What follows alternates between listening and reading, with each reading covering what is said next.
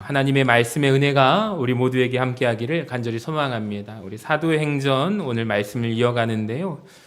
지도를 한번 보여주시면 지난주에 사도 바울이 이런 계획을 갖고 있었죠. 에베소를 떠나서 마게도냐와 아가야를 들렸다가 어디로 가죠? 예루살렘을 거쳐서 마지막으로 로마에 가기를 원한다. 자, 이 부분에 대해서 말씀을 나누었습니다. 자, 그런데 지난주 마지막 구절을 보니까 에베소를 곧바로 떠나지는 않습니다. 22절을 보세요. 자기를 돕는 사람 중에서 디모데와 에라스도 두 사람을 어디로 보냅니까? 마게도냐로 보내고요. 자기는 이 아시아가 곧 에베소입니다. 에베소에 얼마 동안 더 머물러 있게 됩니다. 자, 질문을 한번 해보겠습니다. 왜 에베소에 사도 바울이 바로 떠나지 않고 머물렀던 이유는 무엇일까요? 그 이유가 성경에 나오고 있는데요. 고린도전서 16장 8절에 이렇게 설명하고 있어요. 내가 지금 당장 떠나지 않고 오순절까지 에베소에 머물려 함은 내게 광대하고 유효한 문이 열렸대요. 정말로 복음의 큰 문이 열렸습니다. 에베소에 마술을 숭배하던 그 도시가 집집마다 있던 마술책이 끄집어 나와서 불살라지는 부흥의 역사를 경험하게 되었습니다. 이렇게 광대하고 유효한 문이 열렸지만 어떤 자가 많기에, 대적하는 자가 많기에 지금 나는 에베소를 떠날 수 없다라고 밝히고 있습니다. 여러분, 우리가 알아야 할 것이 에베소에 큰 부흥의 역사가 일어났잖아요. 근데 부흥이 일어났을 때 싫어하는 자들이 있대요. 대적하는 자들이 있대요. 얼마나 많은지 모릅니다. 얼마나 큰 소동이 오늘 벌어졌는지 모릅니다. 사실 지금까지 사도 바울이 선교 여행을 1차, 2차를 다니면서 항상 대적이 있었어요. 반대하던 자들이 있었습니다. 곳곳마다 저항이 있었습니다. 그런데 여러분, 이번처럼 엄청난 저항은 없었습니다. 왜 그럴까요? 왜 이런 격렬한 큰 저항이 일어났을까요? 이유는 간단합니다. 에베소에서 유례 없는 부흥이 일어났기 때문입니다. 여러분, 유례 없는 부흥이 일어난 곳에 유례 없는 저항이 있다는 것을 꼭 기억하시기를 바랍니다. 자, 그리고 우리가 영적인 눈을 들어서 우리가 바라보기를 원합니다. 영적인 시각을 열어서 이 뒤에 배후에 누가 있는가? 마귀 사탄이 있다는 것을 우리가 기억했으면 좋겠습니다. 여러분, 마술과 어둠이 지배하던 도시 에베소에 빛 대신 예수 그리스도가 선포되게 되었습니다. 많은 이들이 예수의 복음을 들음으로 말미암아 그동안 마술의 지배, 어둠의 영에 사로잡혔던 사람들이 노임을 받았어요. 자유함을 얻게 되었습니다. 이제는 빛 가운데로 빛의 자녀로 살게 되는 역사가 일어나게 되었을 때 여러분, 사탄이 그것을 좋아할까요? 좋아하지 않죠. 싫어할 뿐만 아니라 격렬하게 가만히 두질 않습니다. 다시 말씀드립니다. 유례 없는 부흥이 일어나는 곳에 사탄의 유례 없는 저항이 일어나게 된다라는 것을 우리가 영적인 눈을 들어 알 수 있기를 원합니다. 더 중요한 것은 사도 바울은 이 법칙을 알았습니다. 영적으로 깨어 있기 때문에 이 법칙을 잘 알고 있었던 것 같습니다. 사도 바울은 분명히 계획이 있습니다. 지금 에베소를 떠나 마게도냐를 가야 하고 아가야를 거쳐서 예루살렘을 갔다가 로마로 가야 하리라 자기가 외쳤잖아요. 근데 내가 지금 왜 에베소 이 도시를 떠날 수 없는가? 영적으로 거대한 저항이 있기 때문에 나는 지금 여기에 남아서 무엇해야 한다? 기도해야 한다라는 거죠. 사도 바울은 지금 그것을 말하고 있는 것입니다. 영적인 감각이 있는 것입니다. 그러니까 사도 바울이 에베소서에 보면은 영적인 무장에 대해서 전신갑주를 입으라고 우리에게 말하고 있는 부분이 있잖아요. 왜 에베소에서 그런 말씀을 했을까요? 우리의 싸움은 혈과 육에 대한 것이 아니라는 이야기를 왜 에베소서에서 말씀할까요? 여러분 궁금하지 않으십니까? 바로 이 격렬한 저항을 어디에서 만났어요? 에베소에서 만났기 때문에 에베소서에 그 말씀이 담겨져 있는 것입니다. 에베소서 6장 11절을 보여주시면 마귀의 간계를 능히 대적하기 위해서 무엇을 입으라? 하나님의 전신갑주를 입으라. 우리의 씨름은 혈과 육을 상대하는 것이 아니요 통치자들, 권세들, 이 어둠의 세상 주관자들, 하늘에 있는 악의 영들을 상대함이라. 그러므로 전신갑주를 취하라 라고 우리에게 선포하고 있다라는. 여러분, 이런 말씀을 하는 이유가 무엇입니까? 에베소에서 지금 강력한 저항을 누가 만났어요? 바울이 만났기 때문입니다. 여러분, 사실 우리는 영적으로 많이 무지합니다. 잘 모릅니다. 요한계시록 2장에 보시면 예수님께서 우리에게 어떤 말씀을 하시냐면 사탄, 어둠의 세력을 잘 모르는 이들을 책망하시는 장면이 나와 있습니다. 요한계시록 2절을 보여주시면 같이 한번 읽어봐요. 시작. 이 교훈을 받지 아니하고 소위 사탄의 깊은 것을 알지 못하는 너희에게 말하노니, 너희에게 말한다라고 되어 있습니다. 사탄의 깊은 것을 알지 못하는 너희에게 말한다라고 말하십니다. 우리는 원수를 잘 모릅니다. 그래서 제가 오늘 영적인 원수, 사탄 마귀의 정체에 대해서 말씀을 함께 나누고자 원합니다. 여러분, 도대체 마귀, 사탄은 누구일까요? 여러 가지로 설명할 수 있겠지만 제가 보기에 가장 좋은 설명 방법은 이 이름을 가지고 설명하는 것이라고 생각해요. 왜냐하면 이름은 곧 정체성을 담고 있기 때문입니다. 요한계시록 12장 9절을 우리 같이 한번 읽어봅니다. 시작. 큰 용이 내쫓기니 옛 뱀, 곧 마귀라고도 하고 사탄이라고도 하며 온 천하를 꿰는 자라. 여러분, 이름이 세 가지가 나오죠. 1번, 2번, 3번을 같이 읽어봐요. 시작. 옛 뱀, 마귀, 사탄. 다시 한번 시작. 옛 뱀, 마귀, 사탄. 이걸 꼭 외우시기를 바랍니다. 물론 다른 이름이 있습니다. 성경에 보면은 사탄과 마귀를 어떻게 표현하는가? 이사야 14장의 표를 한번 보시면 계명성, 금성, 그리고 루시퍼입니다. 그리고 요한복음 8장에 거짓의 아비다라고 표현하고요. 고린도후서에 보면은 이 세상의 신이다라고 말하고요. 근데 요한계시록이 정확합니다. 12장에 사탄의 정체를 세 가지로 요약해서 보여주는데 옛뱀, 마귀, 사탄이다라는 거예요. 여러분, 옛뱀 하면 우리가 생각나는 사건이 있지 않습니까? 창세기에 보면은 에덴 동산에서 뱀이 누구를 꼬시죠? 하와를 깨는 장면, 유혹하는 사건입니다. 옛뱀은 누구냐면 유혹자, 미혹하는 자라는 뜻입니다. 그래서 요한계시록 방금 보여주시면 12장 9절에 온 세상을 꿰는 자다, 온 천하를 꿰는 자다라고 말합니다. 여러분, 우리를 미혹한다라는 거예요. 마귀는 유혹하는 자, 미혹자입니다. 마치 창세기에서 하와를 유혹하고 꿰었던 것처럼 우리를 미혹합니다. 옛뱀에 다른 이름이 있어요. 마귀라고도 하고 사탄이라고도 한답니다. 자, 마귀와 사탄의 단어를 어디에서 알 수 있냐면 헬라어, 신약 성경이 헬라어로 쓰여졌잖아요. 디아블로라는 말을 우리나라 말로 번역한 말입니다. 아이들 게임에도 있더라고요. 디아블로 무슨 뜻이냐면 마귀라는 뜻입니다. 자, 히브리어로, 구약 성경이 히브리어잖아요. 사탄은 히브리어에 나온 단어를 가지고 번역한 단어입니다. 그러니까 마귀라는 단어가 디아블로, 여기에서 영어가 헬라어에서 영향을 받아서 데빌이 되는 것이죠. 그러니까 디아라는 뜻은 둘로, 불로는 나누다, 분열시키다. 여러분, 이게 마귀의 뜻이래요. 그러니까 마귀는 따라합시다. 둘로 나누는 자. 둘로 나누는 자예요. 한마음 되는 것을 싫어하기 때문에 마귀의 속성은 두 가지로 분열시키고 쪼개고 나누는 자. 이게 마귀가 하는 일이라는 것입니다. 분열시키고 하나됨을 깨트린다. 디아블로이기 때문입니다. 자, 세 번째 사탄이라고도 하는데요. 사탄은 구약성경 히브리어로 사탄인데 그 뜻이 바로 대적하다, 막다, 방해하다 이런 뜻입니다. 열왕기상 11장 24절을 보면 여호와께서 에돔 사람 하닷을 일으켜 솔로몬의 대적 사탄이 되게 하시니, 이게 구약성경의 원문에 보면은 솔로몬의 사탄이 되게 하시니 이 뜻입니다. 그러니까 사탄이라는 말 자체가 막는 자, 방해하다, 대적한다라는 이런 뜻입니다. 신약 성경에도 사탄이라는 뜻이 쓰여졌는데 무엇을 막는 자라 나옵니다. 데살로니가전서 2장 18절 같이 읽어볼까요? 시작. 그러므로 나 바울은 한 번, 두 번 너희에게 가고자 하였으나 사탄이 우리를 막았도다. 사탄이 막았대요. 여러분, 이제 우리는 어둠의 영의 정체에 대해서 알게 되셨습니다. 이렇게 정리할 수 있겠네요. 옛뱀이라고 했습니다. 옛뱀은 우리를 미혹하는 자, 유혹자입니다. 마귀는 디아블로죠. 디아블로 뜻이 뭐죠? 둘로 분열시키다라는 것입니다.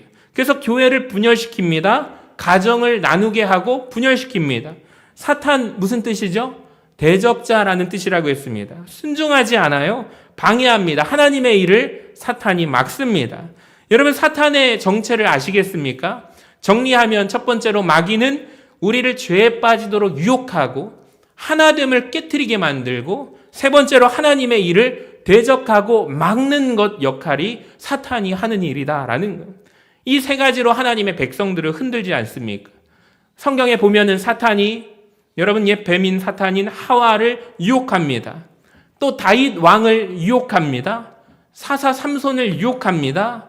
초대교회 안에서 아픈 사건이 있었죠. 아나니아와 삽비라를 돈으로 물질로 유혹합니다. 교회를 계속해서 흔들고 공격합니다. 교회를 분열시킵니다. 디아블로이기 때문입니다.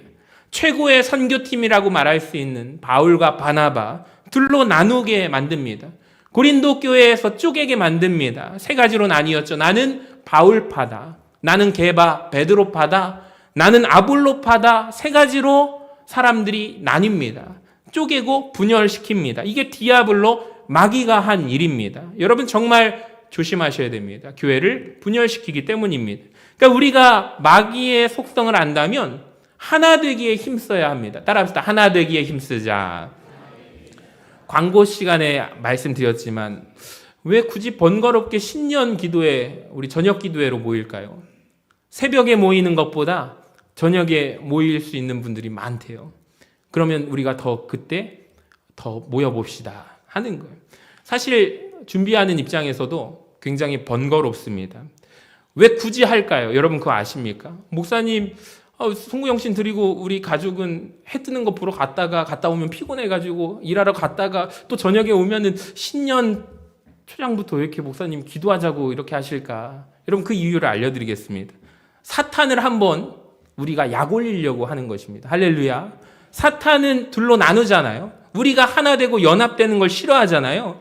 사탄의 공격을 맨날 우리가 받는데 교회가 신년부터 말씀으로 하나 되기 위해서 모이자는 것입니다. 해보자는 것입니다. 할렐루야. 사탄은 대적자입니다. 이름 자체가 대적자예요. 특별히 오늘 이 에베소에서 하는 일을 보시기 바랍니다. 부흥이 일어나자마자 사람들을 모아서 대적해요. 오늘 이 에베소에서 대적하는 모습을 통해서 사탄이 어떻게 하나님의 일을 막는지 확인할 수가 있습니다.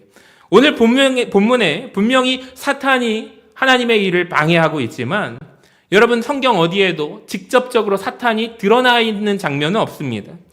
사탄이 등장하지 않아요. 이게 참 중요합니다. 사탄은 모습을 감춰요. 자, 그러면 어떻게 대적할까요? 어떻게 하나님의 일을 방해하고 대적하고 막습니까? 따라합시다. 사람을 통하여 대적합니다. 오늘 본문 23절을 다시 보세요. 그때쯤 되어 이 도로 말미암아 적지 않은 소동, 대적함이 있었어요. 즉 데메드리오라고 하는 한 사람이 등장합니다. 이 사람이 어떤 사람이냐? 은장색이고 직공인데요. 은으로 아데미 신의 우상을 만드는 사람이에요. 그래서 돈을 버는 사람입니다. 이 사람을 사용합니다. 격동시키게 만들죠. 이 사람이 어떻게 하는가? 많은 사람들을 불러 모아서 복음 전하는 일을 방해하고 선동시킵니다.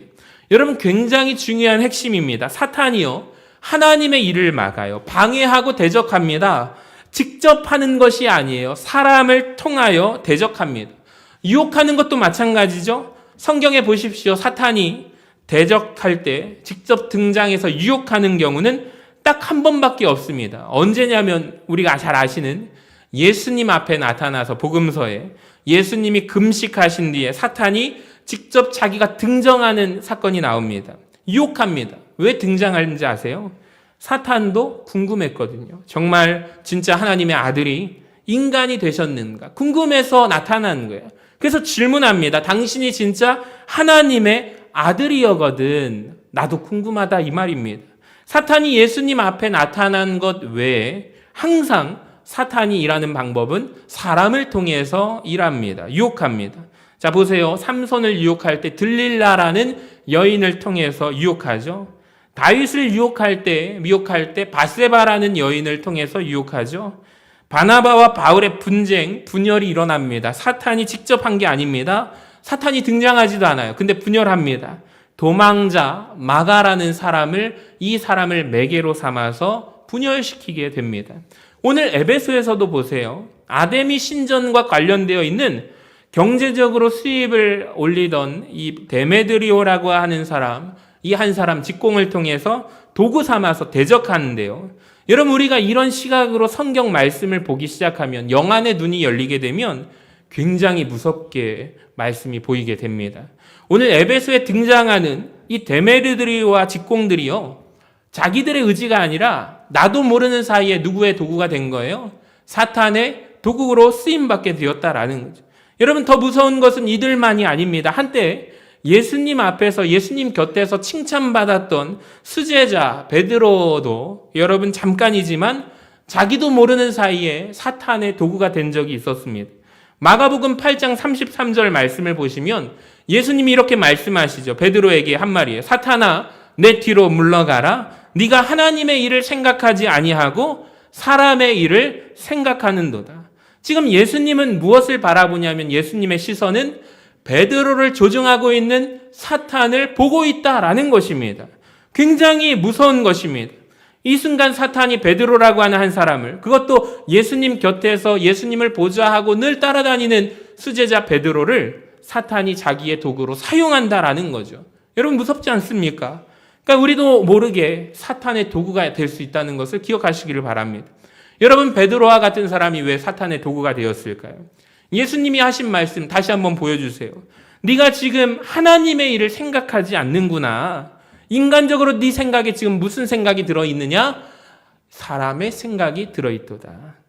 아, 선생님, 왜 예수님이 왜 죽으십니까? 그런 일은 절대로 벌어지지 않습니다. 여러분, 이 대답을 한번 보세요. 인간적입니다. 이 순간 그는 사탄의 도구가 된다라는 거죠. 그러니까 하나님의 일을 생각하지 않아요. 여러분, 인간적인 생각을 하게 될 때, 그러니까 우리도 마찬가지죠. 우리가 베드로보다 훨씬 더 나았습니까? 그렇게 말할 수 있는 사람 어디 있겠습니까?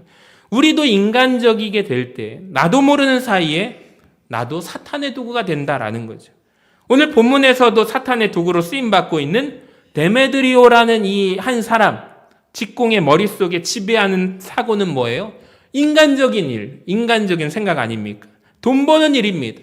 성경 곳곳에 영업, 생업 이런 말들이 나옵니다. 즉, 돈을 못 벌어서 내가 힘들다, 생계가 어렵다라는 것입니다. 자, 그런 그 마음 속에 누가 개입하냐면 사탄이 그 마음을 사용합니다. 도구로 삼습니다. 사랑하는 여러분, 경계하시기 바랍니다. 우리도, 나 역시도 사탄의 도구가 될 수 있다라는 거예요. 내가 하나님의 일을 생각하지 않을 때, 자꾸 인간적으로 사람의 일을 생각하게 될 때 나는 사탄의 도구가 될 수 있다라는 것입니다. 베드로전서 5장 8절을 같이 한번 읽어봐요. 시작. 근신하라, 깨어라. 너희 대적 마귀가 우는 사자같이 두루다니며 삼킬 자를 찾나니 너희는 믿음을 굳건하게 하여 그를 대적하라. 할렐루야. 여러분, 믿음을 굳건하게 하여 대적하시는 저와 여러분 되시기를 축복합니다.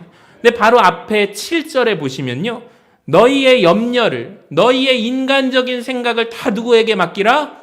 주님께 맡기라. 할렐루야. 여러분, 우리의 염려가, 인간적인 생각이 하나님의 일을 생각하지 아니하고 사람의 일을 생각할 때 나도 모르는 사이에 사탄의 표적이 될 수 있다라는 거죠.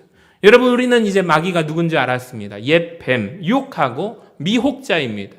여러분, 디아블로, 분열시키는, 둘로 나누는 자입니다. 사탄 대적자입니다. 여러분, 우리가 이를 대적하기를 주님의 이름으로 간절히 축원합니다. 지금까지 사탄의 공격에 대해서 제가 함께 말씀을 나누었는데요. 제가 오늘 본문에 보니까 핵심의 내용이 23절에 나옵니다. 사탄의 대적도 중요하지만 우리 다시 한번 읽어봐요. 시작. 그때쯤 되어 이 도로 말미암아 적지 않은 소동이 있었으니. 여러분, 이 노란 글씨를 한번 보시기 바랍니다. 이 도로 말미암아. 따라합시다. 이 도로 말미암아. 여러분, 지금 사도 바울이 무엇을 전하고 있습니까? 예수 그리스도, 복음을 전하고 있잖아요. 예수님에 대한 복음, 기독교를 전하고 있잖아요. 근데 여러분, 기독교를요, 성경에 보면은 뭐라고 표현하고 있습니까? 도라는 글자, 도라고 표현하고 있습니다. 우리가 잘 아는 도, 한자로 길도자입니다. 다 아시죠? 여러분, 지금 성경은 우리가 전하는 복음, 기독교로 말미암아 소동이 일어났다라고 말하지 않고요. 뭐라고 말하냐면 이 도로 말미암아, 도라고 얘기를 하고 있어요. 궁금해서 제가 영어 성경을 찾아보니까 모든 번역이 더 웨이, 길이다라고 번역되고 있습니다. 기독교를 길 도자, 여러분 한자로는 도라고 표현하죠. 영어로는 더 웨이, 길이라고, 걷는 길이라고 부르고 있습니다. 성경 원문에는 어떨까 찾아보니까 호두스라는 단어가 있는데 그게 길이라는 단어입니다. 그래서 우리가 잘 아는 출애굽기가 영어로 엑소더스입니다. 한번 보여주시면 이 말이 영어가 헬라어에서 나왔거든요. 엑스, 뭐뭐 밖으로, 호두스, 길입니다. 그러니까 뭐뭐 밖으로 나왔다, 길을 걸어간다라는 뜻인데 이 뜻이 출애굽기인데 노예의 길, 죄악의 길, 억압의 길, 그 길 밖으로 나왔다라고 해서 엑스호두스, 엑소더스, 출애굽기가 된다라는 거예요. 여러분 굉장히 놀랍습니다. 기독교는 한마디로 도라고 합니다. 도라고 합니다. 사도행전을 기록했던 누가가 한 번도 기독교를 종교라고 표현하지 않습니다. 우리가 종교란에다가 기독교라고 우리는 체크를 하잖아요. 근데 누가는 뭐라고 말하냐면 기독교는 도라고 표현하고 있어요. 10번이나 표현합니다. 그러니까 사도행전 4장 2절을 보세요. 한번 보세요. 부활하는 도 전함을 이야기합니다. 보이시죠? 도라고 써 있습니다. 6장 7절에 보니까 허다한 제사장의 무리도 종교가 아닙니다. 이 도에 복종하니라. 의도적으로 도라고 쓰고 있습니다. 8장 21절을 보세요. 하나님 앞에서 내 마음이 바르지 못하니 이 도에는 관계없다는 거죠. 사도행전 9장 2절에 이는 만일 그 도를 따르는 사람입니다. 그러니까 의도적으로 도라고 계속 표현하는데 14장 25절을 보시면 도를 보가해서 전하고 라고 되어 있습니다. 18장 26절에 아볼로에 대한 이야기인데 아볼로가 회당에서 담대히 하나님의 도에 대해서 이야기하고 있습니다. 자, 19장 9절을 보세요. 어떤 사람들은 마음이 굳어 순종하지 않고 무리 앞에서 이 도를 비방합니다. 23절 오늘 말씀이죠. 이 도로 인하여 소동이 있었대요. 24장 14절에 나는 저희가 이단이라 하는 돌을 쫓는다. 이게 사도 바울의 이야기입니다. 마지막 24장 22절에 벨릭스가 이 도에 관한 것을 더 자세하게 안다라고 말하고 있어요. 그러니까 우리가 확인되는 것은 한 번도 여러분 성경은 기독교를 종교라고 말하고 있지 않고 누가는 10번이나 이것은 길이다, 이것은 도다라고 얘기하고 있어요. 여러분 혹시 길을 가시다가 어떤 사람들이 붙잡고 이런 질문하죠. 혹시 도를 아십니까? 이렇게 말하면서 전도하는 사람들이 있는데 사실 우리가 원조라는 것을 기억했으면 좋겠습니다. 도를 아십니까? 이 질문은 원래 우리 거예요. 이단한테 뺏긴 거예요. 그러니까 우리가 전도한다 한번 보세요.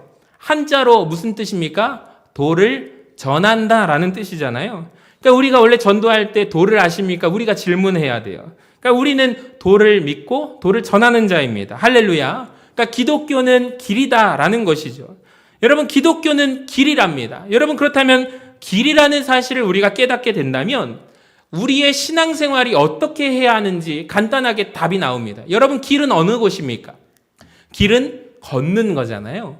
길은 따라가는 거잖아요. 우리가 얼마 전에 신앙 영화 상영을 하면서 철로역정이라는 영화를 함께 보았습니다. 여러분 이 길 끝에 누가 계십니다? 천국에 계신 주님이 계신다라는 거예요. 그러니까 기독교는 길입니다. 걷는 것입니다. 내가 즉 예수를 믿고 신앙생활한다라는 것은 우리는 이렇게 생각해요. 나 지금부터 예수님 믿습니다. 시작하고 믿는다고 생각하는데 여러분 이렇게 고백한다고 생각하는데 아니에요. 걸어가는 길이라는 거예요. 신앙의 길이라는 거예요. 매일매일 살아가는 길이라는 거예요. 이게 신앙인이 된다라는 거죠. 예수님을 내가 구주로 믿습니다라는 말이 기독교에 그 말을 했다고 해서 신자가 된다는 것이 아니고 내가 이제 엑스호도스, 내가 그 죄악의 길, 옛날에 내가 머물러 있던 길에서 나와서 과거의 길에서 나와서 이제는 새로운 길을, 새로운 삶을 내가 살고 걸어간다라는 것이죠. 할렐루야. 여러분 이것이 바로 기독교인 크리스찬이 되었다는 증거입니다. 걸어가는 것입니다. 신앙생활은 그래서 과정입니다. 믿는다는 것은 주의 길을 걸어가는 것입니다. 고백하는 게 아니라 내가 삶을 살아가고 살아내는 것이다 라는 것입니다. 여러분 그런데 감사하게 우리가 걷는 길은 어떤 길일까요? 따라합시다. 천국길이다. 천국길이다. 우리가 걸어가는 길은 천국길임을 믿으시기를 바랍니다. 생명으로 인도하는 길임을 믿으시기를 바랍니다. 우리는 이 길 끝에 하나님 나라에 가게 될 것을 믿습니다. 목적지가 천국길, 황홀한 길이라는 것입니다. 자, 그렇다면 우리가 걷는 길은 어떤 길인가? 성경은 말씀합니다. 따라합시다. 좁은 길. 좁은 길. 제가 예전에 좁은 길, 좁은 문 설교를 했잖아요. 여러분, 두 번째 안타까운 것은 이 길은요, 넓은 대로가 아니래요. 천국으로 인도하는 길이긴 길인데, 여러분, 생명으로 인도하는 길인데, 우리가 걷는 길은 좁고 협착하여 불편한 길이다라는, 어려운 길이다라는 것입니다. 예수님은 그 길이 심히 협착하여 찾는 이가 적은 길이라고 말씀합니다. 여러분, 넓은 길을 한번 생각해 보세요. 우리 백제로 한번 보면 엄청 넓잖아요. 우리의 정욕을 만족시키는 모든 것들이 있습니다. 우리가 걷는 길은요, 그런 길이 아니래요. 사진을 하나 보여주시면 뉴욕의 맨하튼에 가면은 이런 길이 있습니다. 앞에 보시면 답이 나와버렸네요. 브로드웨이라는 길이 있는데, 여러분, 뉴욕에 있는 거리입니다. 환락의 중심지, 볼거리, 즐길거리 수도 없이 많아서 사람들의 정신을 홀딱 빼앗는 곳이랍니다. 우리나라 스타들이 글로벌 스타가 될 때 여기 한번 광고에 나오는 것이 소원이라고 해요. 최근에 우리 축구 선수들이 여기에 많이 게시가 되어가지고 홍보 효과를 아주 누리게 되었는데, 많은 사람들이 여기에 자기 얼굴이 걸리는 것이 할리우드 스타들뿐만 아니라 전 세계 모든 사람들의 꿈이죠. 환락의 중심지, 볼거리가 가득하고 수도 없이 많은 곳입니다. 사람들의 정신을 빼앗는 그 길, 브로드웨이입니다. 근데 이곳에는요, 여러분, 밝은 길 같지만 어두운 면이 숨어 있습니다. 24시간 동안 상영되는 포르노가 영화관이 즐비하고요, 도박하는 곳이 가득합니다. 온갖 술집, 유흥가가 가득하고 타락의 온상지가 이곳입니다.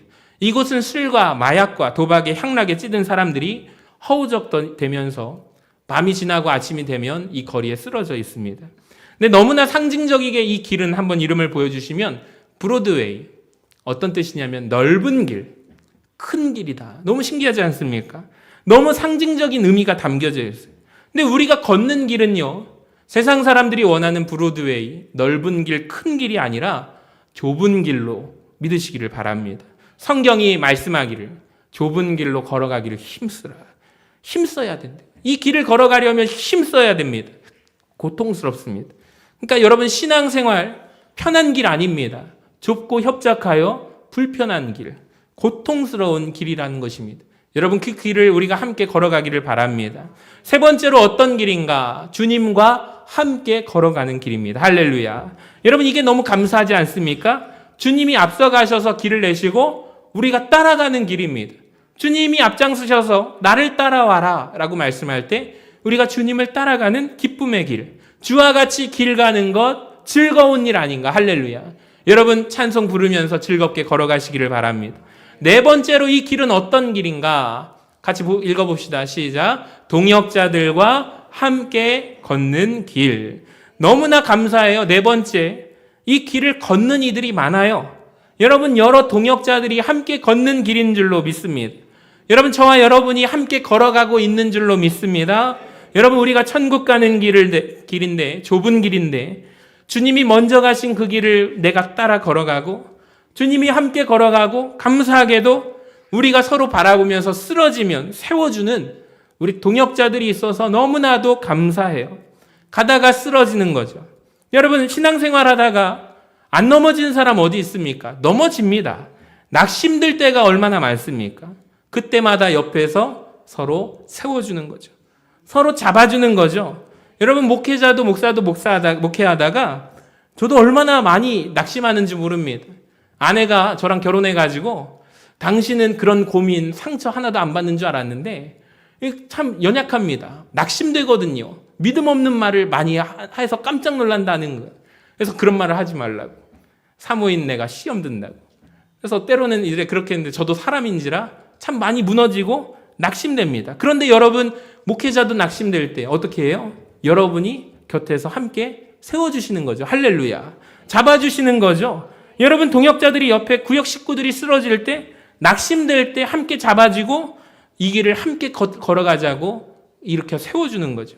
사랑하는 여러분, 우리가 그렇게 걸어가는 자 되기를 간절히 소망합니다. 기독교는 길이라는 거예요. 여러분, 기독교는 함께 걸어가는 거라는 거예요.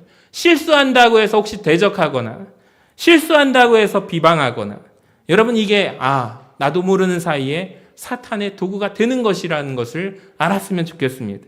여러분, 기독교는 그게 아닙니다. 복음은 그게 아닙니다. 여러분, 살림의 꽃을 피우려면 그렇게 하시면 안 됩니다. 쓰러지면 세워주고 끝까지 우리가 주님 나라 갈 때까지 우리가 함께 걸어가는 자 되시기를 주님의 이름으로 간절히 축원합니다.